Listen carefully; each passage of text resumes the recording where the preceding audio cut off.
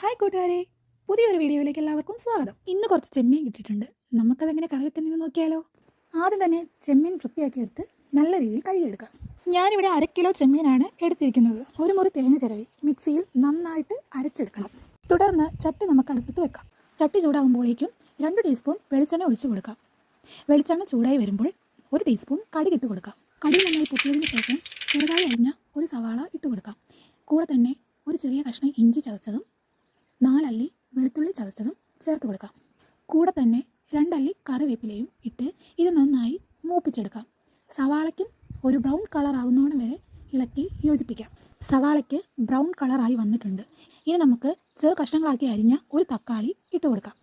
ഇതെല്ലാം നന്നായി ഒന്ന് ഇളക്കി കൂട്ടിയതിനു ശേഷം പൊടികൾ ചേർത്ത് കൊടുക്കാം. 1/2 ടീസ്പൂൺ മഞ്ഞൾപ്പൊടി, 1/2 ടീസ്പൂൺ മല്ലിപ്പൊടി, 1 ടീസ്പൂൺ മുളക് പൊടി, കൂടെ തന്നെ അരച്ചു വെച്ച തേങ്ങയും ചേർത്ത് കൊടുക്കാം. ഇനി നന്നായി മിക്സ് ചെയ്ത് പൊടികളുടെ പച്ചമണം മാറുന്നോണം വരെ ഇളക്കി കൊടുക്കാം. മുൻപ് തന്നെ 2 അല്ലി പുളി നമ്മൾ വെള്ളത്തിൽ ഇട്ടിട്ടുണ്ടായിരുന്നു. അതും ഇതിലേക്ക് ചേർത്ത് കൊടുക്കാം. ആവശ്യത്തിന് കുറച്ച് വെള്ളവും ചേർത്ത് ഇതൊന്ന് തിളപ്പിച്ചെടുക്കാം. നന്നായി തിളച്ച് വന്നിട്ടുണ്ട്. ഇനി നമുക്ക് ചെമ്മീൻ കഷ്ണങ്ങൾ അതിലേക്ക് ഇട്ട് കൊടുക്കാം. ഞാനിവിടെ എടുത്തിരിക്കുന്നത് 1/2 കിലോ ചെമ്മീനാണ്. കൊഞ്ചിന് അധികം വേവില്ലാത്തത് കൊണ്ട് ഒരു മീഡിയം ഫ്ലെയിമിലിട്ട് 10 മിനിറ്റ് നമുക്കൊന്ന് വേവിച്ചെടുക്കാം. ഏകദേശം 10 മിനിറ്റ് കൊണ്ട് നമ്മുടെ കൊഞ്ച് നന്നായി വെന്ത് വന്നിട്ടുണ്ട്. ഇനി നമുക്ക് ഫ്ലെയിം ഓഫ് ചെയ്യാം.